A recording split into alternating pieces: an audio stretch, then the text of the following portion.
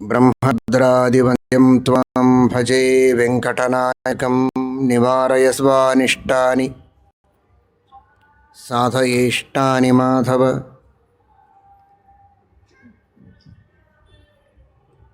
ಧರ್ಮ ವಿಜ್ಞಾನ ವೈರಾಗ್ಯ ಪರಮೈಶ್ವರ್ಯಶಾಲಿನಃ ಆನಂದತೀರ್ಥ ಭಗವತ್ಪಾದಾನ್ ವಂದೇ ನಿರಂತರಂ. ನೌಮಿನ್ಯಾಯ ಸುಧಾಧಿಕೃಜ್ಜಯಮುನೀನ್ ಶ್ರೀಪಾದರಟ್ಸನ್ಮಣೀನ್ ವ್ಯಾಸಾರ್ಯಾನ್ ವಿವಿಧಾಗಮಾಬ್ಧಿವಿಹರಾನ್ ಶ್ರೀವಾದಿರಾಜಾನಪಿ ವಂದೇ ಹಂಸವರಾನ್ ರಘೂತ್ತಮಗುರುನ್ ವೈದ್ಯವಾರಾಂ ನಿಧೀನ್ ಶ್ರೀ ಸತ್ಯವ್ರತ ರಾಘವೇಂದ್ರಮುನಿಪಾನ್ ಸದ್ಬೋಧಸಧ್ಯಾನಪಾನ್ ಸತ್ಯಾಭಿಜ್ಞಕರಾಬ್ಜುತ್ಥಾನ್ ಪಂಚಾಶದ್ವರ್ಷಪೂಜಕಾನ್ ಸತ್ಯಪ್ರಮೋದತೀರ್ಥಾರ್ಯಾನ್ ನೌಮಿನ್ಯಾಯ ಸುಧಾರತಾನ್. ಭಾಗವತರು ಭಗವದ್ಭಕ್ತರಂತನಿಸಿಕೊಳ್ಳಬೇಕಾದರೆ ಯಾವ ತರಹದ ಸದ್ಗುಣಗಳನ್ನು ಎಲ್ಲೆಲ್ಲಿ ಭಗವಂತನನ್ನು ಕಾಣಬೇಕು ಅನ್ನುವುದನ್ನು ಸ್ವತಃ ಭಗವಂತ ತಾನೇ ಉಪದೇಶ ಮಾಡ್ತಾ ಇದ್ದಾನೆ. ತಂದೆ ತಾಯಿಗಳಲ್ಲಿ ಭಗವಂತನನ್ನು ಕಾಣಬೇಕು, ಎಲ್ಲ ಸಜ್ಜನರಲ್ಲಿ ನನ್ನನ್ನು ಕಾಣಬೇಕು, ಎಲ್ಲರಿಗೂ ಹಿತವನ್ನು ಬಯಸಬೇಕು, ತಂದೆ ತಾಯಿಗಳ ಸೇವೆಯನ್ನು ಮಾಡಬೇಕು, ಹಿರಿಯರ ಗುರುಗಳ ಸೇವೆ ಮಾಡಬೇಕು. ಎಲ್ಲವೂ ಭಗವಂತನ ಸೇವೆ ಎನ್ನುವ ಅನುಸಂಧಾನ ಇರಬೇಕು. ಆಗ ಅವನು ನಿಜವಾದ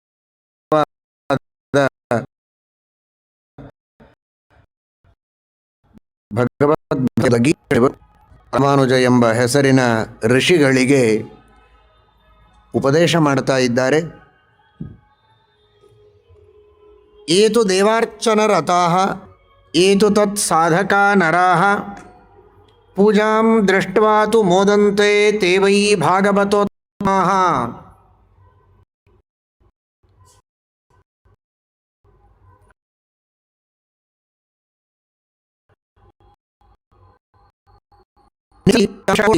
ರಚನೆಯನ್ನು ಮಾಡಬೇಕು.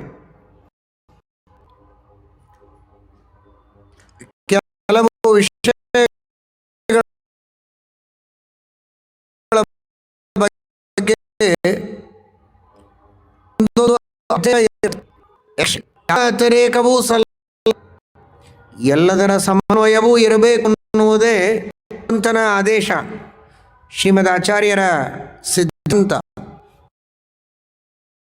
ಕೇವಲ ದೇವರ ಪೂಜೆಯನ್ನು ಮಾತ್ರ ಮಾಡ್ತೇವೆ, ಸಮಾಜ ಸೇವೆಯನ್ನು ಮಾಡೋದಿಲ್ಲ, ತಂದೆ ತಾಯಿಗಳ ಸೇವೆ ಮಾಡೋದಿಲ್ಲ, ಪರೋಪಕಾರ ಮಾಡೋದಿಲ್ಲ ಅಂದರೆ ಅದು ಸರಿಯಲ್ಲ. ಅದು ನಿಜವಾದ ದೇವರ ಪೂಜೆ ಆಗುವುದಿಲ್ಲ. ಸಮಾಜ ಸೇವೆ ಮಾಡ್ತೇವೆ, ತಂದೆ ತಾಯಿಗಳಲ್ಲಿ ಭಕ್ತಿಯನ್ನು ಮಾಡ್ತೇವೆ, ಆದರೆ ದೇವರನ್ನು ಪ್ರತ್ಯೇಕವಾಗಿ ಪೂಜಿಸುವುದಿಲ್ಲ ಅನ್ನುವುದೂ ಸರಿಯಲ್ಲ. ದೇವರ ಪೂಜೆಯನ್ನೂ ಮಾಡಲೇಬೇಕು ಪ್ರತ್ಯೇಕವಾಗಿ. ಜೊತೆಗೆ ತಂದೆ ತಾಯಿಗಳಲ್ಲಿ ಅಂತರ್ಯಾಮಿಯಾದ, ಹಿರಿಯರಲ್ಲಿ ಗುರುಗಳಲ್ಲಿ ಅಂತರ್ಯಾಮಿಯಾದ, ಸಕಲ ಸಜ್ಜನರಲ್ಲಿ ಸಮಾಜದಲ್ಲಿ ಅಂತರ್ಯಾಮಿಯಾದ ಭಗವಂತನನ್ನು ಅವರವರಿಗೆ ಯೋಗ್ಯವಾದ ರೀತಿಯಲ್ಲಿ ಸೇವೆ ಮಾಡುವ ಮಾಧ್ಯಮದಿಂದ ಭಗವಂತನ ಪೂಜೆಯನ್ನು ಮಾಡಬೇಕು. ಎರಡನ್ನೂ ಮಾಡಬೇಕಾದದ್ದು ಅಗತ್ಯ.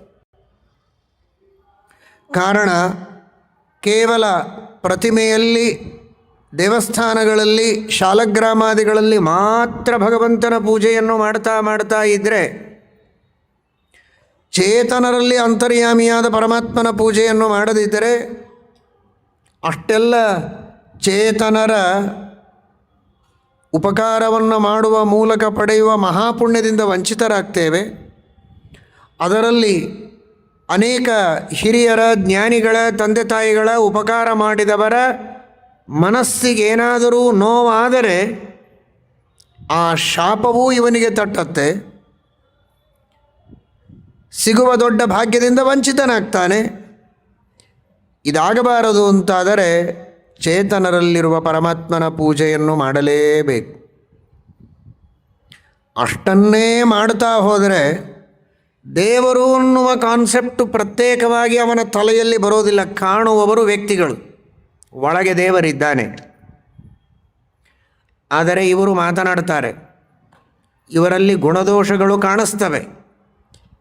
ಅದರಿಂದಾಗಿ ಇವರಲ್ಲಿ ದೇವರಿದ್ದಾನೆ ಎನ್ನುವುದು ಇವನಿಗೆ ಎಚ್ಚರವಾಗದೆ, ಇವರು ಮಾನವರು, ಇವರಿಗೆ ನಾನು ಸೇವೆ ಮಾಡ್ತಾ ಇದ್ದೇನೆ, ಸೇವೆ ಅಲ್ಲ ಉಪಕಾರನೇ ಮಾಡ್ತಾ ಇದ್ದೇನೆ, ನನ್ನಿಂದಾಗಿಯೇ ಇವರೆಲ್ಲ ಬದುಕಿದ್ದು ಅಂತ ಕೆಲವೊಮ್ಮೆ ಅಹಂಕಾರ ಬರುವುದಕ್ಕೂ ಸಾಧ್ಯತೆ ಇದೆ.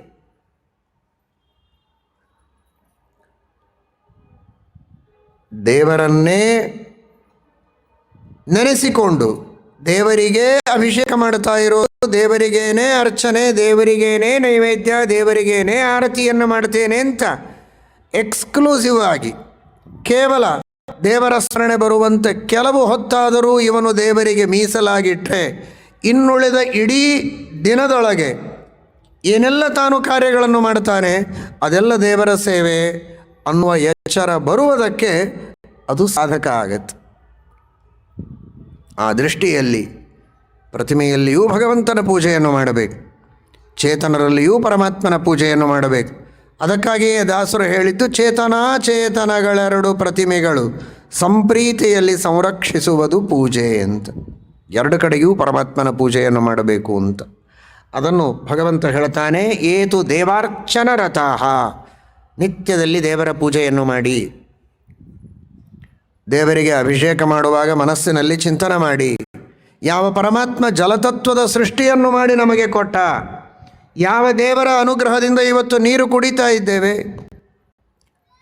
ಉಂಡ ಅನ್ನ ಪಚನವಾಗ್ತದೆ, ಅನ್ನ ತಯಾರಾಗೋದು ನೀರಿನಿಂದ, ಉಂಡ ಅನ್ನ ಪಚನವಾಗುವುದು ನೀರಿನಿಂದ. ದ್ವೌ ಭಾಗವು ಪೂರಯೇದನ್ನೈಹಿ ತೋಯಂ ಏಕೇನ ಪೂರಯೇತ್. ಹೊಟ್ಟೆಯಲ್ಲಿ 4 ಭಾಗಗಳು ಅಂತಾದರೆ 2 ಭಾಗಗಳಲ್ಲಿ ಅನ್ನ ತುಂಬೋದು. ಅನ್ನ ಅಂದರೆ ಅನ್ನ ಒಂದೇ ಅಲ್ಲ, ಗಟ್ಟಿಯಾದ ಆಹಾರ. ಇನ್ನು 1 ಭಾಗ ನೀರಿಗಾಗಿ ಮೀಸಲಿಡಬೇಕು. ಮಾರುತಸ್ಯ ಪ್ರಚಾರಾರ್ಥಂ ಚತುರ್ಥಂ ಅವಶೇಷಯೇತ್. 1 ಭಾಗ ನೀರು, 1 ಭಾಗ ವಾಯು, ಹೀಗಿದ್ದರೆ ಚೆನ್ನಾಗುತ್ತೆ ಅಂತ. 4 ಭಾಗ ಅನ್ನದಿಂದಲೇ ತುಂಬಿದರೆ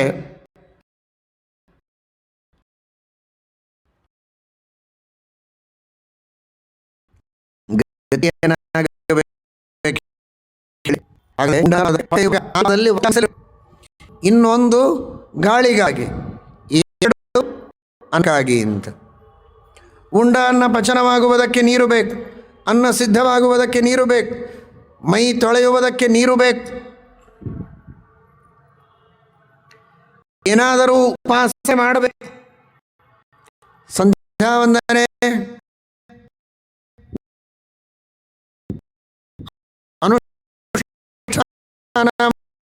ಕರ್ಮಗಳನ್ನು ಮಾಡಬೇಕು, ಪವಿತ್ರವಾದ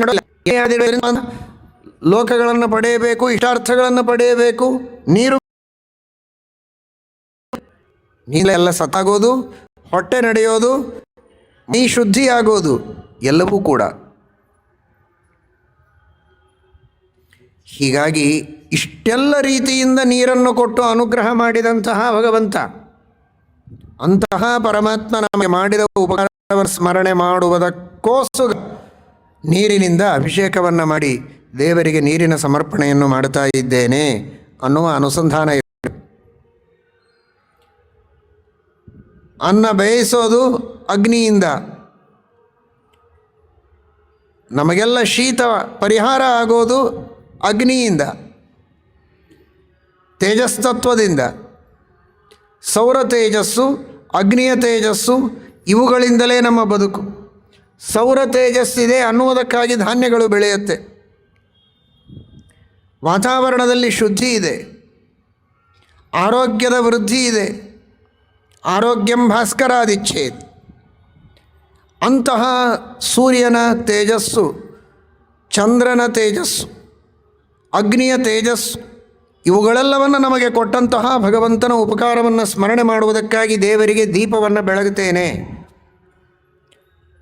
ಆ ದೀಪವನ್ನು ಬೆಳಗುವ ಮೂಲಕ ತನ್ನ ಮನೆಯಲ್ಲಿರುವಂತಹ ಅನಪೇಕ್ಷಿತವಾದ ಅನೇಕ ದೋಷಗಳು, ಬ್ಯಾಕ್ಟೀರಿಯಾಗಳು ನಾಶವಾಗುವುದು ಸರಿ, ಅದು ಲೌಕಿಕವಾದ ಲಾಭ. ಪಾರಮಾರ್ಥಿಕವಾಗಿ ದೇವರು ಕೊಟ್ಟ ದೊಡ್ಡ ಉಪಕಾರದ ಸ್ಮರಣೆಗೆ ಕೃತಜ್ಞನಾಗಿ, ಕೃತಘ್ನನಾಗಿ ತಾನು ಗಳಿಸುವ ಪಾಪವನ್ನು ತಪ್ಪಿಸುವುದಕ್ಕೆ, ಕೃತಜ್ಞನಾಗಿ ಆ ಪುಣ್ಯವನ್ನು ಪಡೆಯುವುದಕ್ಕೆ ಭಗವಂತನಿಗೆ ದೀಪವನ್ನು ಸಮರ್ಪಣೆ ಮಾಡುತ್ತೀರಿ. ದೇವರು ಒಂದು ಕೊಟ್ಟ ಅನ್ನೋದಕ್ಕಾಗೇ ನಾವು ಭಗವಂತನಿಗೆ ಕೃತಜ್ಞತೆಯನ್ನು ಅರ್ಪಣೆ ಮಾಡೋದು. ಆದರೆ ಕೃತಜ್ಞತೆಯನ್ನು ಅರ್ಪಣೆ ಮಾಡಿದ್ದಕ್ಕೆ ಮತ್ತೆ ದೇವರು ಅನುಗ್ರಹ ಮಾಡ್ತಾನೆ. ಇದು ದೇವರ ಕಾರುಣ್ಯ. ಒಬ್ಬ ವ್ಯಕ್ತಿ ಡೊನೇಷನ್ ಕೊಟ್ಟ ಅಂತ ಅವನಿಗೆ ಮರ್ಯಾದೆಯನ್ನು ಮಾಡ್ತಾರೆ. ಮರ್ಯಾದೆ ಮಾಡೋದು ಡೊನೇಷನ್ ಕೊಟ್ಟದ್ದಕ್ಕೆ. ಮರ್ಯಾದೆ ಮಾಡಿಸಿಕೊಂಡು ಅವನು ಹೋಗ್ತಾನೆ, ಅಷ್ಟೇ, ಮುಗೀತು. ಕೊಟ್ಟದ್ದು ಡೊನೇಷನ್ನು, ಅದಕ್ಕೆ ಒಂದು ರೆಕಗ್ನಿಷನ್ನು, ಅಲ್ಲಿಗೆ ಕೆಲಸ ಮುಗಿಯಿತು. ರೆಕಗ್ನಿಷನ್ ಕೊಟ್ಟದ್ದಕ್ಕೆ ಮತ್ತೊಂದು ಡೊನೇಷನ್ ಅಲ್ಲ. ಇಲ್ಲಿ ಹಾಗಲ್ಲ. ದೇವರು ನಮಗೆ ನೀರು ಕೊಟ್ಟ, ನೀರು ಕೊಟ್ಟು ಪರಮಾನುಗ್ರಹ ಮಾಡಿದ ಅಂತ ಕೃತಜ್ಞತೆಯನ್ನು ಅರ್ಪಣೆ ಮಾಡಲಿಕ್ಕೆ ನಾವು ದೇವರಿಗೆ ನೀರನ್ನು ಅರ್ಪಿಸಿದೆವು, ಅಭಿಷೇಕ ಮಾಡಿದೆವು, ಅಥವಾ ನೀರಿನ ನೈವೇದ್ಯವನ್ನು ಮಾಡಿದೆವು. ಅದಕ್ಕೆ ಮತ್ತೆ ಪುಣ್ಯ. ಆ ಪುಣ್ಯದಿಂದ ಮತ್ತೆ ನಮಗೆ ಲಾಭ. ನಾನು ಕೊಟ್ಟದ್ದಕ್ಕೆ ನೀವು ಕೊಟ್ಟದ್ದು ನಿಮಗೆ ಮತ್ತೇನು ಕೊಡೋದು ಅಂತ ಅನ್ನೋದಿಲ್ಲ. ದೇವರು ಮತ್ತೆ ಕೊಡ್ತಾನೆ. ಇದು ಭಗವಂತನ ಕಾರುಣ್ಯ. ಇಂತಹ ಕಾರುಣ್ಯ ದೇವರಿಗಿರುವಾಗ ಆ ಭಗವಂತನ ಪೂಜೆಯನ್ನು ಮಾಡದೆ, ದೇವರಿಗೆ ನೈವೇದ್ಯವನ್ನು ಸಮರ್ಪಣೆ ಮಾಡದೆ ನಾವು ಊಟವನ್ನು ಮಾಡಬಾರದು. ವಿಸ್ತೃತವಾದ ದೇವರ ಪೂಜೆಯನ್ನು ಮಾಡುವುದಕ್ಕೆ ಕಲಿಯಬೇಕು. ಅದಿದ್ದರೆ ಬರುವವರೆಗೆ ಪ್ರಯತ್ನ ನಡೆಯಬೇಕು. ಗುರುಗಳಿಂದ ಹೇಳಿಸಿಕೊಳ್ಳಬೇಕು. ಪದ್ಧತಿ ಆಗಲು ಎಲ್ಲವೂ ದೇವರು ಕೊಟ್ಟದ್ದು ಅಂತ ದೇವರಿಗೆ ಮನಸ್ಸಿನಿಂದ ಮಾಡದೆ ಆ ಆಹಾರಗಳನ್ನು ಸ್ವೀಕಾರ ಮಾಡಿದರೆ ಅದು ಅಪವಿತ್ರವಾದದ್ದು ಎಂಬುದಾಗಿ ಶಾಸ್ತ್ರ ಹೇಳುತ್ತದೆ. ಅನ್ನಂ ಪಯೋಮೂತ್ರಂ ಯದ್ ವಿಷ್ಣೋರನಿವೇದಿತಂ. ದೇವರಿಗೆ ನೈವೇದ್ಯ ಮಾಡದೇ ಇರುವಂತಹ ಅನ್ನ, ನೀರು ಅದು ಅತ್ಯಂತ ಅಪವಿತ್ರವಾದದ್ದು ಅಂತ ಶಾಸ್ತ್ರ ಹೇಳುತ್ತದೆ. ಆ ದೃಷ್ಟಿಯಲ್ಲಿ ಯಾರು ಭಕ್ತಿಯಿಂದ ನಿತ್ಯದಲ್ಲಿ ಈ ಅನುಸಂಧಾನದಿಂದ ಎಲ್ಲವನ್ನೂ ದೇವರು ಕೊಟ್ಟದ್ದು ಅಂತ ದೇವರಿಗೆ ಅರ್ಪಣೆ ಮಾಡಿ ಸ್ವೀಕಾರ ಮಾಡ್ತಾರೆ, ಅವರು ಭಗವದ್ಭಕ್ತರು, ಭಾಗವತರು. ಏತು ದೇವಾರ್ಚನ ರಥಾಃ. ಇನ್ನು ಕೆಲವರಿದ್ದಾರೆ, ಪರಮಾತ್ಮನ ಅರ್ಚನೆಯನ್ನು ನೇರವಾಗಿ ಮಾಡಲಿಕ್ಕೆ ಅವರಿಗೆ ಆಗುವುದಿಲ್ಲ. ಅನೇಕ ಕಾರಣಗಳಿಂದ ಯೋಗ್ಯತೆ ಇರೋದಿಲ್ಲ, ಅರ್ಹತೆ ಇರೋದಿಲ್ಲ, ಅನುಕೂಲತೆಗಳಿರೋದಿಲ್ಲ, ತಿಳುವಳಿಕೆ ಇರೋದಿಲ್ಲ, ಶಕ್ತಿ ಇರೋದಿಲ್ಲ, ಏನೇನೋ ಅನಾರೋಗ್ಯ ಇರುತ್ತೆ ಇತ್ಯಾದಿ ಕಾರಣಾಂತರಗಳಿಂದ ತನಗೆ ದೇವತಾರ್ಚನ ಮಾಡುವುದಕ್ಕಾಗದಿದ್ದರೂ ಏತು ತತ್ಸಾಕ ನರಾಹ. ದೇವರ ಅರ್ಚನೆಯನ್ನು ಮಾಡುವವರಿಗೆ ಸಹಾಯವನ್ನಾದರೂ ಮಾಡಬೇಕು. ಹೂಗಳನ್ನು ತಂದು ಕೊಡುವುದು, ಪುಷ್ಪ ತಂದು ಕೊಡುವುದು, ಇನ್ನಿತರ ಪದಾರ್ಥಗಳನ್ನು ಶುದ್ಧ ಮಾಡಿಕೊಡುವುದು, ಪಾತ್ರೆ ತೊಳೆದು ಕೊಡುವುದು, ದೇವರ ಮನೆಯನ್ನು ಸ್ವಚ್ಛ ಮಾಡಿಕೊಡಬಹುದು, ದೇವರ ನೈವೇದ್ಯಕ್ಕೆ ಬೇಕಾದ ಪದಾರ್ಥಗಳನ್ನು ಕೊಡಬಹುದು. ನಾನಾ ರೀತಿಯಿಂದ ಅವರಿಗೆ ಬೇಕಾದ ಸೇವೆ ಸಹಕಾರಗಳನ್ನು ಮಾಡಿದರೂ ಕೂಡ ಅವನಿಗೆ ವಿಶೇಷವಾದ ಪುಣ್ಯ. ಘಂಟೆ ಬಾರಿಸೋ ಒಂದು ಸೇವೆ, ಮನೆ ಪಕ್ಷ ಬೇಡಾಂತನದೇ ಇದೆ. ಏನಪ್ಪ ತಲೆ ಯಾಕೆ ಗಂಟೆ ಬಾರಸ, ಯಾಕಿದೆಲ್ಲ ಪೂಜೆ ಪುನಸ್ಕಾರ ಪಾರಾಯಣ? ನಾವು ಶಾಂತವಾಗಿ ಮನೆಯಲ್ಲಿ ವಿಶ್ರಾಂತಿಯನ್ನು, ಏನು ಮಧ್ಯದಲ್ಲಿ ನಿಮ್ಮ ವೇದ ಗಂಟೆ ಜಾಂಗಟೆ ಇದೆಲ್ಲ ಸಾಗತ್ತೆ ಅಂತ ಬೈದೇ ಇದ್ರೂ ಸಾಕು, ಅದು ದೊಡ್ಡ ಪುಣ್ಯನೇ. ಏತು ತತ್ ಸಾಧನಾಹ. ತಾನು ಪೂಜೆಯನ್ನು ಮಾಡಬಹುದು, ಮಾಡುವವರಿಗೆ ಸಹಕರಿಸಬಹುದು. ಅಂತೂ ಎರಡರಲ್ಲಿಯೂ ಭಕ್ತಿ ಇದ್ರೆ ಅವನು ಭಗವಂತನೇ. ನಾನಾ ರೀತಿಯಿಂದ ಸೇವೆ ಮಾಡುವವರಿದ್ದಾರೆ. ಕಸ ಗುಡಿಸುವವರು, ಅವರೂ ಭಕ್ತರೇ. ಪಾಯುವವರು ಭಕ್ತರೇ, ಎಲ್ಲರೂ ಭಕ್ತರೇ. ಅಡುಗೆ ಮಾಡುವವರು ಭಕ್ತರೇ, ಭಕ್ತರೇ, ಭಕ್ತರೇ. ನಾನಾ ರೀತಿಯಿಂದ ಭಗವಂತನ ಸೇವೆಯನ್ನು ನಾನಾ ಥರ ಜನರು ಮಾಡ್ತಾರೆ. ಅವರವರು ಮಾಡುವಂತಹ ಸೇವೆಗೆ ಭಗವಂತ ಪ್ರಸನ್ನನಾಗಿ ಅನುಗ್ರಹ ಮಾಡ್ತಾನೆ. ಮನೆಗೆ ಹೇಳ್ತಾರೆ, ಪೂಜಾಂ ದೃಷ್ಟವಾತು ಮೋದಂತೆ ತೇವೈ ಭಾಗವತೋತ್ತಮಃ. ನಾನು ಪೂಜೆ ಮಾಡುವವನಲ್ಲ, ಸಹಾಯ ಮಾಡುವವನು ಅಲ್ಲ, ನೋಡಿ ಸಂತೋಷಪಟ್ಟರೆ ಸಾಕು. ಪೂಜಾಂ ದೃಷ್ಟವಾತ್ ಮೋದಂತೆ, ಭಕ್ತಿಯಿಂದ ಪೂಜೆ ಮಾಡ್ತಾ ಇದ್ರೆ ಕುಳಿತು ಚೆನ್ನಾಗಿ ನೋಡಿ ಸಂತೋಷದಿಂದ ದೇವರ ಅನುಗ್ರಹ ಪಡೆದುಕೊಂಡ್ರು ಸಾಕು. ಅವನು ಭಗವದ್ಭಕ್ತನೇ. ಯಾವುದು ಸುಲಭವನ್ನು ಆರಿಸಿಕೊಳ್ಳುವುದಕ್ಕೆ ಸಾಮಾನ್ಯವಾಗಿ ಎಲ್ಲರೂ ಆಲೋಚನೆ ಮಾಡುತ್ತಾರೆ, ಇನ್ನೊಬ್ಬರು ಮಾಡುವುದನ್ನು ನೋಡಿಯೇ ಆನಂದ ಪಡ್ತೇವೆ ಇಡೀ ಜೀವನದೊಳಗೆ ಅಂತ. ಹಾಗ ಅಭಿಪ್ರಾಯವಲ್ಲ. ಯಾರಿಗೆ ಮಾಡಲಿಕ್ಕೆ ಆಗೋದಿಲ್ಲ, ಅನಿವಾರ್ಯ ಕಾರಣಗಳಿವೆ, ಅಂಥವ್ರು ನೋಡಿ ಆದರೂ ಸಂತೋಷ ಪಡಬೇಕು. ಇನ್ಕೆಮ್ಮೆ ತಾವು ತಮ್ಮ ಮನೆಯಲ್ಲಿ ಪೂಜೆಯನ್ನು ಮಾಡ್ತಾ ಇದ್ದರೂ ಕೂಡ ದೊಡ್ಡ ಅಧಿಷ್ಠಾನದಲ್ಲಿ ರಾಮದೇವರ ಸನ್ನಿಧಾನ, ನೀವೆಲ್ಲ ಪೂಜೆಗೆ ಬರ್ತೀರಿ, ದರ್ಶನವನ್ನು ಮನೆಯಲ್ಲಿ ಪೂಜೆ ಮಾಡಿದ್ದರು ಅಂತ ವಿಶೇಷ ಸನ್ನಿಧಾನ ಇರುವ ಅಧಿಷ್ಠಾನಗಳಲ್ಲಿ ಭಗವಂತನ ದರ್ಶನವನ್ನು ಪಡೆದು ಪೂಜೆಯನ್ನು ಆನಂದ ಪಡೋ ಕರ್ತವ್ಯ. ಅದರಿಂದ ಪಟ್ಟ ಹೆಚ್ಚಿನ ಪುಣ್ಯವನ್ನು ಗಳಿಸುವುದಕ್ಕೆ ಸಾಧ್ಯ ಇದೆ. ಪೂಜಾಂ ಮಾತು ಮೋದಂತೆ ತೇವೈ ಭಾಗವತೋತ್ತಮ. ವಿಶಿಷ್ಟ ಪೂಜೆಯನ್ನು ದೊಡ್ಡ ಅಧಿಷ್ಠಾನದಲ್ಲಿ, ದೇವಸ್ಥಾನಗಳಲ್ಲಿ, ಸ್ವಯಂ ವ್ಯಕ್ತ ಸ್ಥಳಗಳಲ್ಲಿ, ದೊಡ್ಡವರು ಪ್ರತಿಷ್ಠಾಪನೆ ಮಾಡಿದ ಸ್ಥಳಗಳಲ್ಲಿ ಆ ಭಗವಂತನ ವಿಶೇಷ ಸನ್ನಿಧಾನ, ಅಲ್ಲಿ ಪರಮಾತ್ಮನ ದರ್ಶನ ಮಾಡಿಕೊಂಡ್ರೆ ವಿಶೇಷವಾದ ಲಾಭ. ಆ ದೃಷ್ಟಿಯಲ್ಲಿ ಪರಮಾತ್ಮನ ದರ್ಶನವನ್ನು ಪಡೆದುಕೊಂಡು ಪೂಜೆಯನ್ನು ಯಾರು ನೋಡುತ್ತಾರೋ ಅವರಿಗೂ ಮಹಾಪುಣ್ಯ ಇದೆ, ಭಗವದ್ಭಕ್ತರು ಎಂಬುದಾಗಿ ಅವರನ್ನು ಪರಿಗಣಿಸ್ತಾರೆ. ಇದಲ್ಲದೆ ವರ್ಣಿನಾಂಚ ಯತೀನಾಂಚ ಪರಿಚರ್ಯಾ ಪರಾಶ್ಚಯೇ ಪರನಿಂದಾಂ ಅಕುರ್ವಾಣಾಃ ತೇವೈ ಭಾಗವತೋತ್ತಮಾಃ. ಅನೇಕ ಬ್ರಹ್ಮಚಾರಿಗಳು ಶಾಸ್ತ್ರಗಳ ಅಧ್ಯಯನವನ್ನು ಮಾಡುವ, ವೇದಾಧ್ಯಯನವನ್ನು ಮಾಡುವ, ಬ್ರಹ್ಮಚರ್ಯದಿಂದ ಜೀವನವನ್ನು ನಡೆಸುವಂತಹ ಬ್ರಹ್ಮಚಾರಿಗಳಿರ್ತಾರೆ. ವರ್ಣಿಗಳು ಅಂತ ಅವರನ್ನು ಹೇಳ್ತಾರೆ. ಅಂತಹ ಬ್ರಹ್ಮರಿಗಳು ವಿಶೇಷವಾಗಿ ಸೇವೆಯನ್ನು ಮಾಡುವವರು, ಅವರ ಅಧ್ಯಯನಕ್ಕೆ ಅನುಕೂಲ ಮಾಡಿಕೊಡುವವರು, ಅವರಿಗೆ ವಸ್ತ್ರ ಮೊದಲಾದವುಗಳನ್ನು ದಾನ ಮಾಡೋದು, ಇನ್ನನೇಕ ಪುಸ್ತಕಗಳನ್ನು, ವಸ್ತ್ರಗಳನ್ನು, ಅನ್ನದಾನವನ್ನು ಯಾವುದೋ ರೀತಿಯಿಂದ ಆ ಬ್ರಹ್ಮಚಾರಿಗಳಿಗೆ ವೇದಾದಿಗಳ ಅಧ್ಯಯನವನ್ನು ಮಾಡುವುದಕ್ಕೆ ಅನುಕೂಲ ಮಾಡಿಕೊಟ್ಟು ಸೇವೆ ಮಾಡುವವರು, ಸಹಾಯ ಮಾಡುವವರು ಯಾರಿದ್ದಾರೋ ಅವರೂ ಕೂಡ ನನ್ನ ಭಕ್ತರು ಅಂತ ವೆಂಕಟೇಶ ದೇವರೇ ಹೇಳಿಕೊಳ್ಳುತ್ತಾನೆ.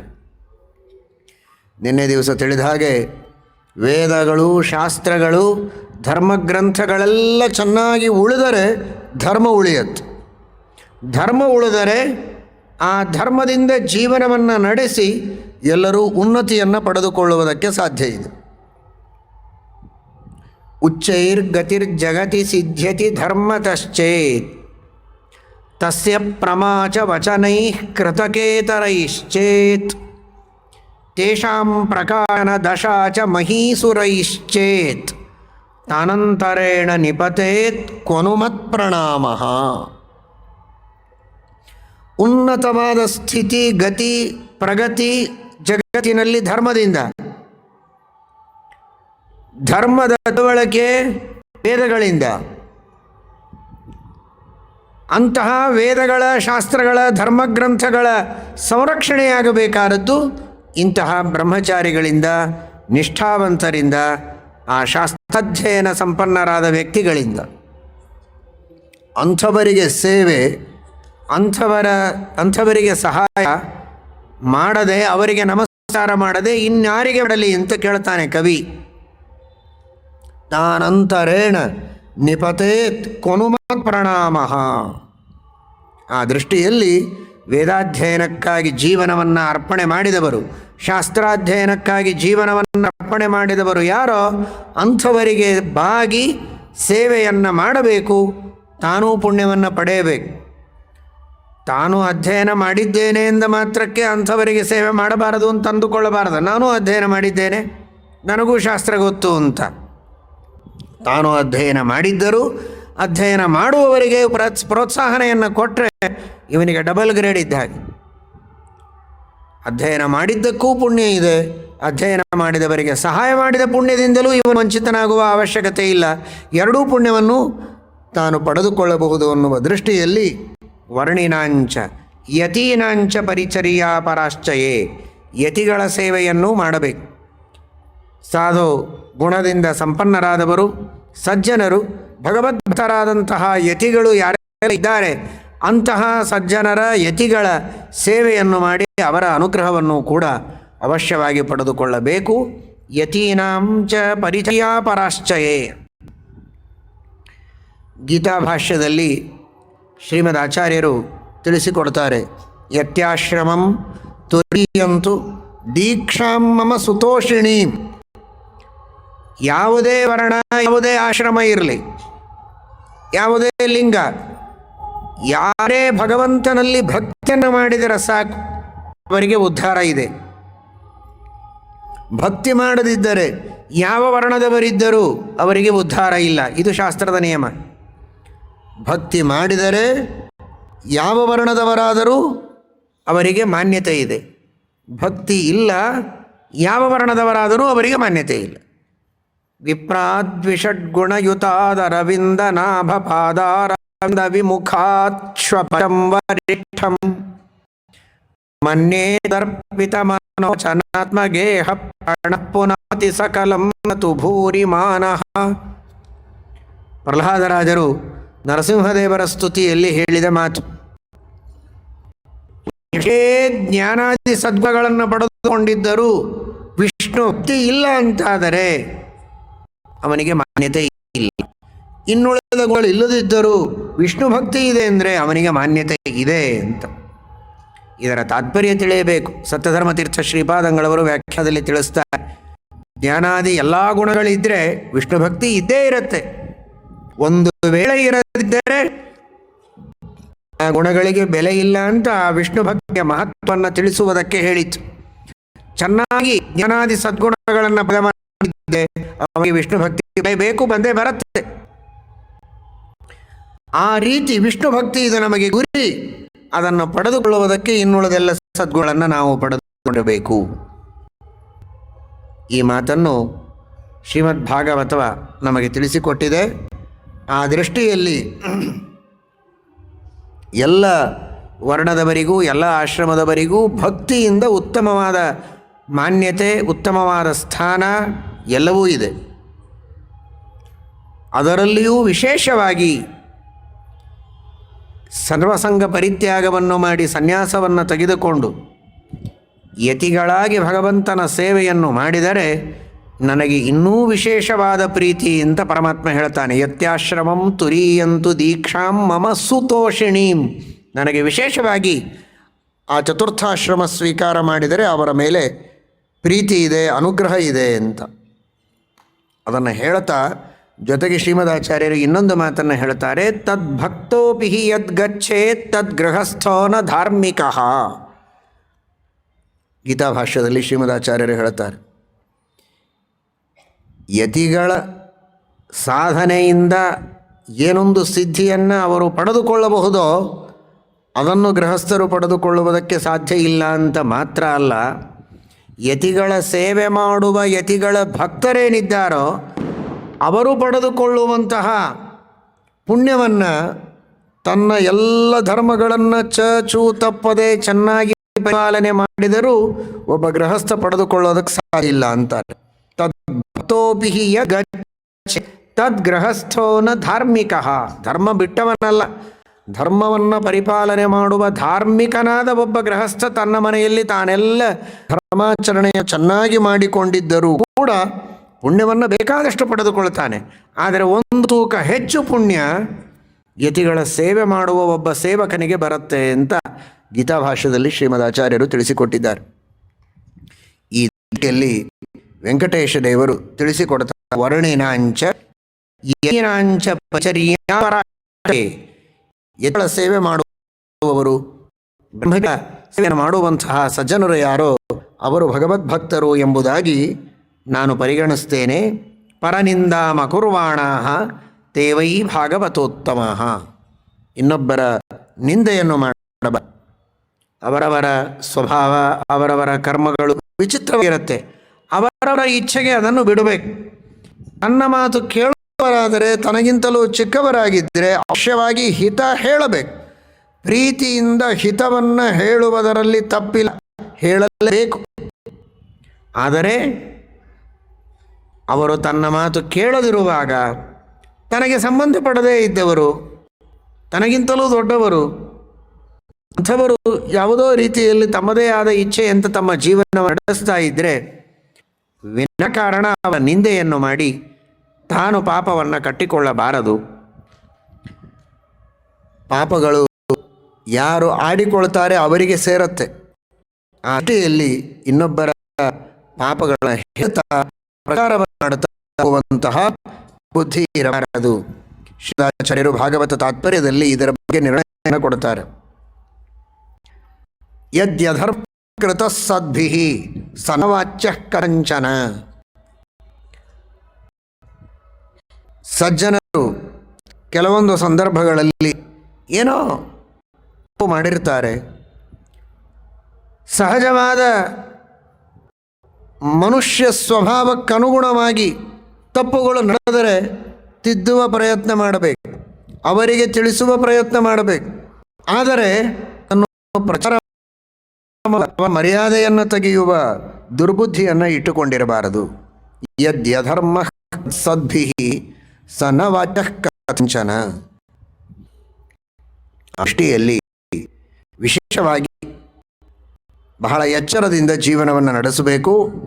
ಏನಾದರೂ ಅಂತಹ ಸಂದರ್ಭಗಳಲ್ಲಿ ಇವನು ಸಜ್ಜನರು ಮಾಡಿದ ಲೋಪದೋಷಗಳನ್ನು ಎತ್ತಿ ತೋರಿಸುವುದರಲ್ಲಿ ಆನಂದಪಟ್ಟರೆ ಆ ಎಲ್ಲ ಪಾಪಗಳು ಅವರಲ್ಲಿ ತೊಳೆದು ಹೋಗ್ತವೆ, ಇವನನ್ನು ಬಂದು ಸೇರಿಕೊಳ್ತವೆ. ಆ ಎಚ್ಚರ ಇವನಿಗಿರಬೇಕು. ಪರನಿಂದಾಂ ಅಕುರ್ವಾಣಾಃ ತೇವೈ ಭಾಗವತೋತ್ತಮಾಃ. ಸರ್ವೇಷಾಂ ಹಿತವಾಕ್ಯಾನಿ ಯೇ ವದಂತಿ ನರೋತ್ತಮಾಃ ಯೇ ಗುಣಗ್ರಾಹಿಣೋ ಲೋಕೆ ತೇವೈ ಭಾಗವತೋತ್ತಮಾಃ. ಎಲ್ಲರಿಗೆ ಹಿತವಾದ ಮಾತುಗಳನ್ನು ಹೇಳ್ತಾ ಇರಬೇಕು. ಪ್ರಿಯವಾದದ್ದನ್ನು ಹೇಳುವುದು ಬೇರೆ, ಹಿತವಾದದ್ದನ್ನು ಹೇಳುವುದು ಬೇರೆ. ಸಾಮಾನ್ಯವಾಗಿ ಕೆಲವರಂತೂ ಉದಾಸೀನರಾಗಿರ್ತಾರೆ, ಯಾರಿಗೂ ಏನೂ ಹೇಳುವುದಿಲ್ಲ. ಯಾರಾದರೂ ಏನಾದರೂ ಮಾಡಿಕೊಳ್ಳಲಿ ಇಂಥ ಉದಾಸೀನರಾಗಿರುವವರು ಕೆಲವರು, ಅದು ಸರಿಯಲ್ಲ. ಇನ್ನು ಕೆಲವರಿದ್ದಾರೆ, ಅವರು ಇನ್ನೊಬ್ಬರಿಗೆ ಹೇಳ್ತಾರೆ, ಆದರೆ ನಾನು ಬಹಳ ಒಳ್ಳೆಯವನು ಅಂತ ಅನಿಸಿಕೊಳ್ಳಬೇಕು ಅನ್ನೋದು ಗುರಿ. ಅವನಿಗೆ ಒಳ್ಳೆಯದಾಗಬೇಕು ಅನ್ನೋದು ಗುರಿ ಅಲ್ಲ, ನಾನು ಬಹಳ ಒಳ್ಳೆಯವನು ಅಂತ ಅನಿಸಿಕೊಳ್ಳಬೇಕು ಅನ್ನೋದು ಗುರಿ. ಆ ಗುರಿ ತಪ್ಪು. ಗುರುವಿನ ಗುಲಾಮನಾಗದಿದ್ದರೆ ಗುರಿ ಯಾವುದು ಅನ್ನುವುದನ್ನು ಚೆನ್ನಾಗಿ ತಿಳಿದುಕೊಳ್ಳುವುದಕ್ಕಾಗೋದಿಲ್ಲ. ಗುರುಗಳ ಮಾರ್ಗದರ್ಶನದಲ್ಲಿ ಗುರಿಗಳನ್ನು ಚೆನ್ನಾಗಿ ರೂಪಿಸಿಕೊಳ್ಳಬೇಕು. ಗುರಿ ಭಗವಂತನ ಪ್ರೀತಿ, ಗುರಿ ದೇವತೆಗಳ ಪ್ರೀತಿ, ಗುರಿ ಸಜ್ಜನರ ಹಿತ, ಗುರಿ ನನ್ನ ಕೀರ್ತಿಯಲ್ಲ, ಗುರಿ ನನ್ನ ಪ್ರಶಂಸೆಯಲ್ಲ, ನನ್ನ ದೊಡ್ಡಸ್ತಿಕೆ ಗುರಿ ಅಲ್ಲ. ನಾನು ಎಲ್ಲರಿಗೆ ಒಳ್ಳೆಯವನು ಅಂತ ಅನಿಸಿಕೊಳ್ಳಬೇಕು ಅನ್ನುವುದು ಗುರಿಯಾಗಿ ಬಿಟ್ಟರೆ ಇವನು ಏನು ಹೇಳ್ತಾನೆ ಅಂದರೆ, ಯಾವುದನ್ನು ಹೇಳಿದರೆ ಎಲ್ಲರಿಗೆ ಸಂತೋಷ ಆಗುತ್ತೆ ಅದನ್ನು ಹೇಳೋದಕ್ಕೆ ಪ್ರಾರಂಭ ಮಾಡ್ತಾನೆ. ಅದರಿಂದ ಅವನಿಗೆ ಒಳ್ಳೆಯದಾಗತ್ತೋ ಬಿಡುತ್ತೋ ಗೊತ್ತಿಲ್ಲ. ನಾನು ಹೀಗೆ ಹೇಳಿದರೆ ಅವನಿಗೆ ಸಂತೋಷವಾಗುತ್ತೆ, ಹಾಗೆ ಹೇಳು.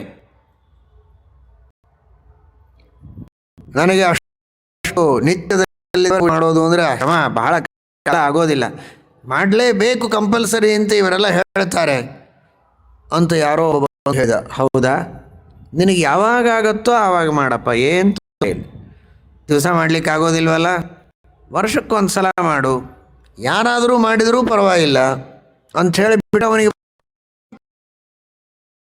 ಆದರೆ ಇವನು ಭಾಳ ಬೇಕಾದವನಾದ, ತಪ್ಪದೇ ನೀನು ಮಾಡಲೇಬೇಕು ಕಂಪಲ್ಸರಿ ಅಂತ ಯಾರು ಹೇಳಿದ್ರು ಅವನು ಬಿಟ್ಬಿಟ್ಟ. ಅವನು ನೀನು ಯಾವಾಗ ಆವಾಗ ಮಾಡು, ಮಾಡಿದರೆ ಮಾಡು, ಬಿಟ್ಟರೆ ಬಿಡು ಅಂತ ಹೇಳಿ ಅವನು ಬಹಳ ಬೇಕಾದವನಾದ. ಹಾಗಾದ್ರೆ ನಾವು ಆಗಬೇಕು ಅನ್ನೋಕ್ಕೆ ಇವನು ಬೇಕಾದ ರೀತಿಯಲ್ಲಿ ಹೇಳಿಬಿಟ್ಟ. ಹೇಳದೆ ಸುಮ್ಮನೆ ಕೂಡಲಿಲ್ಲ, ಹೇಳಿದ ಬೇಕಾದ ಎಲ್ಲಿ ಹೇಳಿ. ಆದರೆ ಅದು ಸತ್ಯ ಅಲ್ಲ, ಅದು ಸತ್ಯ ಅಲ್ಲ, ಅದು ಹಿತ ಅಲ್ಲ.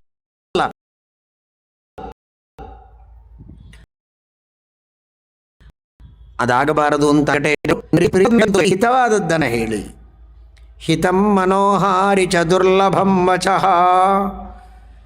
ಒಂದು ವಚನ ಇದು ಇನ್ನೊಬ್ಬರಿಗೆ ಪ್ರಿಯವಾಗಬೇಕು, ಇನ್ನೊಬ್ಬರಿಗೆ ಹಿತವೂ ಆಗಬೇಕು ಅಂದರೆ ಬಹಳ ಕಷ್ಟ. ಕೆಲವೊಮ್ಮೆ ಸಾಧ್ಯ, ಪ್ರಾಯ ಅಪ್ರಿಯವಾಗಿರುತ್ತೆ.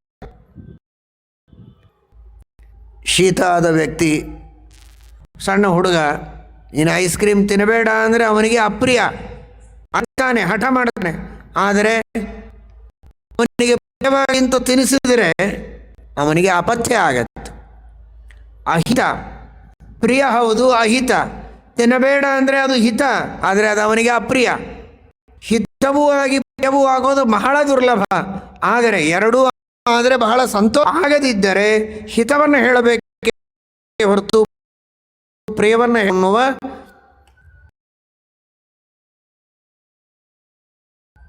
ದೊಡ್ಡ ಸ್ತ್ರೀಯ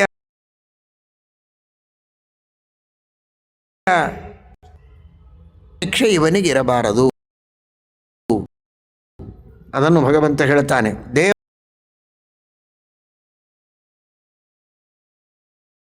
ದೇವರು ಹೇಳುವುದು ಯಾವಾಗಲೂ ಹಿತವನ್ನೇ.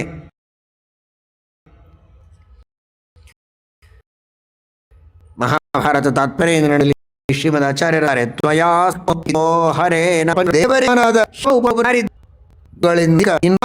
ಗುರುಗಳಲ್ಲಿ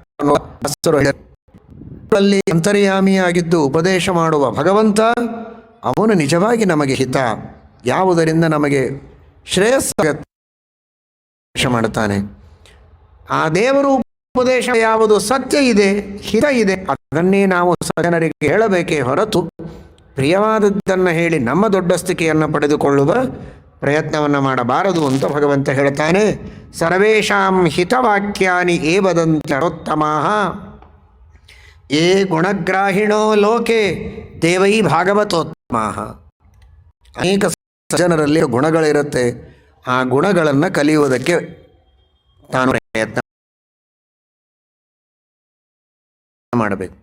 ಅವನು ಭಾಗವತನಾಗ್ತಾನೆ. ಇದು ಭಾಗವತ ಲಕ್ಷಣ ಅನ್ನೋದಕ್ಕೆ ಇದನ್ನೇ ಹೇಳಿದೆ 11ನೇ ಸ್ಕಂದದಲ್ಲಿ.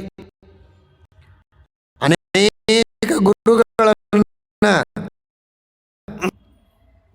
ಆಶ್ರಯಿಸಿದಂತಹ ಅವಧೂತನ ಕಥೆಯನ್ನ ಕೃಷ್ಣ ತಿಳಿಸಿಕೊಡ್ತಾನೆ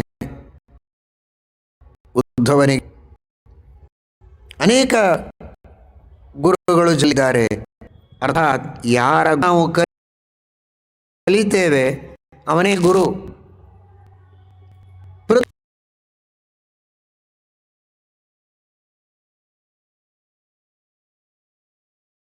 ಎಲ್ಲರೂ ತುಳಿದರೂ ಸಹನೆ ಮಾಡಿಕೊಳ್ತಾರೆ, ಉಗುಳಿದರೂ ಸಹನೆ ಮಾಡಿಕೊಳ್ತಾಳೆ. ಸಹನಶೀಲತೆ ಎಂಬ ಗುಣ ಪೃಥ್ವಿಯಲ್ಲಿದೆ. ಅದನ್ನು ನಾವು ಪೃಥ್ವಿಯಿಂದ ಕಲಿತರೆ ಪೃಥ್ವಿಯೇ ನಮಗೊಂದು ಗುರು. ಆ ಗುರುವಿನಲ್ಲಿರುವ ಗುಣವನ್ನು ನಾವು ಕಲಿತದ್ದೇನು ಅಂದರೆ ಕ್ಷಮಾಗುಣ. ಹೀಗೆ ಒಂದೊಂದು ವಸ್ತುವಿನಲ್ಲಿ ಒಂದೊಂದು ಗುಣ ಇದೆ, ಒಬ್ಬೊಬ್ಬ ವ್ಯಕ್ತಿಯಲ್ಲಿಯೂ ಒಂದೊಂದು ಗುಣ ಇದೆ. ನಾವು ಅನೇಕ ಗುಣಗಳನ್ನು ಪಡೆಯುವುದಕ್ಕೆ ಮೊದಲು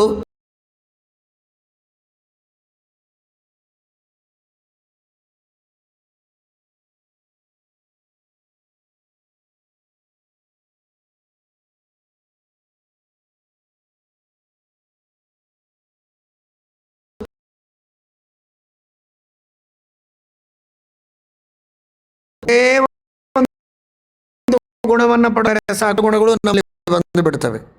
ಅದ್ಯಾವುದು ಅಂದರೆ ಗುಣಗ್ರಹಣ.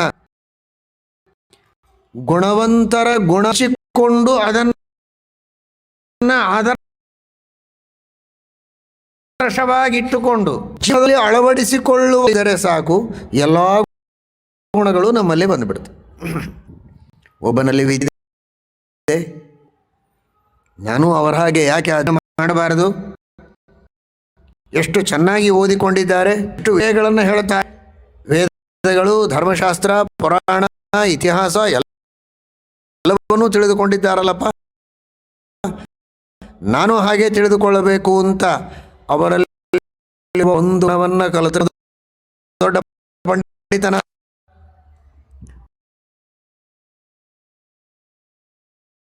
ಮತ್ತೊಬ್ಬ ಇದ್ದಾನೆ, ಬಹಳ ವಿನಯ, ತಂದೆ ತಾಯಿಗಳ ಸೇವೆಯನ್ನು ಪರಿಪರಿಯಿಂದ. ನಾನು ಹಾಗೆ ಇರಬಹುದಲ್ಲ ಅಂದರೆ ಪಿತೃಭಕ್ತಿ ಬಂತು, ವಿನಯ ಶೂರ ಬೇಡದು, ಕೈ ಎತ್ತಿ ಕೊಡ್ತಾನೆ, ಮುಂದೆ ಮುಂದೆ ನೋಡೋದಿಲ್ಲ. ಕಲಿತರೆ ಅವನು ದಾನ ಶೂರನಾದ. ಒಬ್ಬೊಬ್ಬರಲ್ಲಿ ಒಂದೊಂದು ಗುಣ ಇದೆ, ಏನೂ ಇಲ್ಲ, ಎಲ್ಲರಲ್ಲಿಯೂ ಒಂದೊಂದೇ ಗುಣವನ್ನು. ನಮ್ಮಲ್ಲಿ ಗುಣಗಳು ಬರ್ತವೆ. ಹೀಗಾಗಿ ಆ ಗ್ರಾಹಿತ್ವ ಇದು ಬಹಳ ದೊಡ್ಡದಾದಂತಹ ಗುಣ. ಆ ಗುಣ ಇದ್ರೆ ಅವನು ಸರ್ವಗುಣ ಸಂಪನ್ನನಾಗ್ತಾನೆ. ಹಾಗಾದರೆ ಅವನು ವಿಷ್ಣು ಭಕ್ತ, ನನ್ನ ಭಕ್ತ. ದೇವೈ ಭಾಗವತೋತ್ತಮ ಅನ್ನೋದಕ್ಕೆ ಎರಡರ್ಥ. ಒಂದು,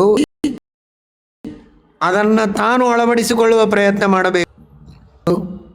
ದೊಡ್ಡರುವ ಗುಣ ತಿಳಿದು ಅನುಸರಿಸಬೇಕು, ಉಪಾಸನೆ ಮಾಡಬೇಕು. ಎಲ್ಲವನ್ನೂ ತನಗೆ ಬಳೋದಕ್ಕಾಗದೇ ಇರಬಹುದು.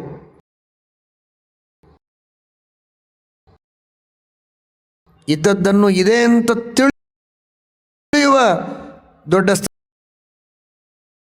ಸ್ಥಿತಿಯಾದರೂ ಬೇಕು. ಅದೂ ಇರೋದಿಲ್ಲ ಕೆಲವಲ್ಲಿ.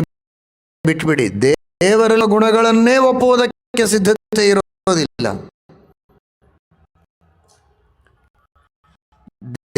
ದೇವರಲ್ಲಿಯೇ ಗುಣಗಳನ್ನು ಒಪ್ಪದೇ ಇದ್ರೆ ಅವನು ದೇವರ ಭಕ್ತ ಆಗ್ತಾನೆ ಹೇಗೆ? ಹಾಗಾದರೆ ಭಗವಂತನಲ್ಲಿ ಅನಂತ ಅನಂತ ಅನಂತ ಗುಣಗಳಿವೆ ಎನ್ನುವುದನ್ನು ಮೊದಲು ತಿಳಿಯಬೇಕು. ಗುಣಗ್ರಾಹಿಣೋ ಲೋಕೆ, ಲೋಕೇಶನಾದ, ಪ್ರಶನೆ ಸರ್ವಜ್ಞನಾದ, ಸಕಲ ಲೋಕ ನಿಯಾಮಕನಾದ,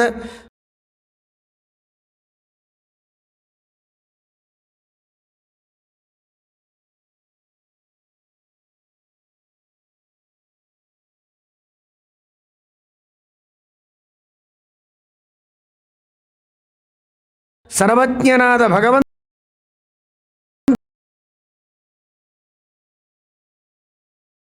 ಅವನೇ ಲೋಕ. ಅಂತಹ ಪರಾತ್ಮನಲ್ಲಿ ಅನಂತ ಗುಣ ಯಾರು ತಿಳಿತಾರೋ ಅವರು ಭಗವಂತ. ಆ ನಂತರದಲ್ಲಿ ತಮ್ಮ ಕ್ರಮದಲ್ಲಿ ದೇವತೆಗಳಲ್ಲಿಯೂ ಗುಣಗಳನ್ನು ಋಷಿ ಮುನಿಗಳಲ್ಲಿ ಅವರ ತಾರತಮ್ಯಕ್ಕೆ ತಕ್ಕಂತೆ ಎಲ್ಲರನ್ನು ಭಜಿಸುವ ವ್ಯಕ್ತಾರೋ ಭಕ್ತ ಅಂತ. ಗುಣ ಆತ್ಮವತ್ಸಂತಿ ನರೋತ್ತಮಃ ದೇವೈ ಭಾಗವತಾ ಸ್ಮೃತಾಃ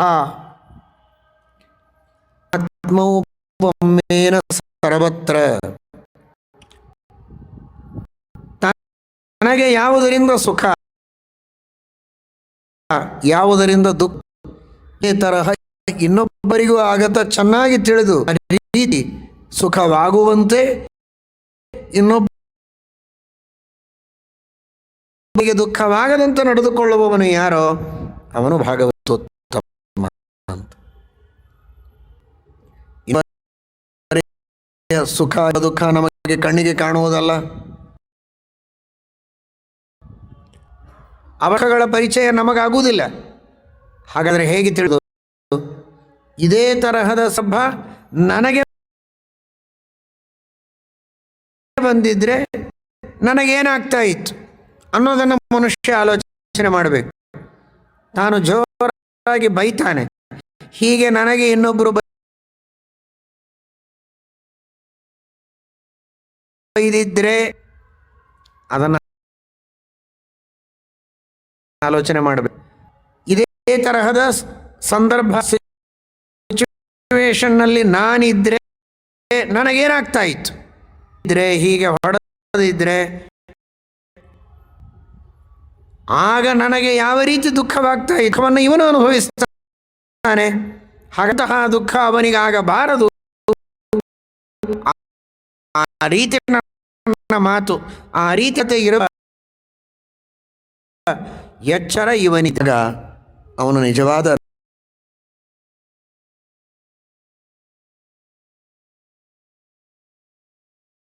ನನ್ನ ಭಕ್ತ ಅಂತ ವೆಂಕಟೇಶ ದೇವರು. ದೇವರ ಅದ್ಭುತವಾದ ನೋಡಿ,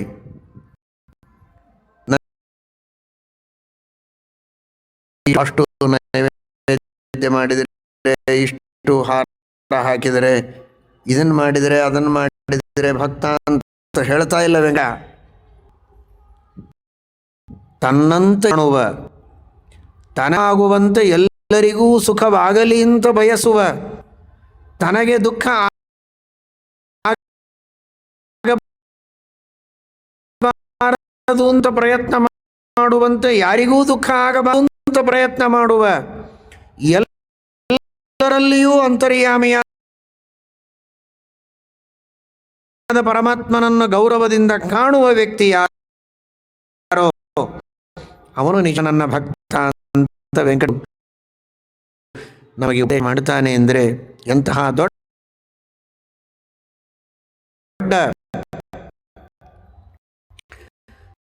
ತತ್ವವನ್ನು ನಮಗೆ ತಿಳಿಸಿಕೊಟ್ಟಿದ್ದಾನೆ.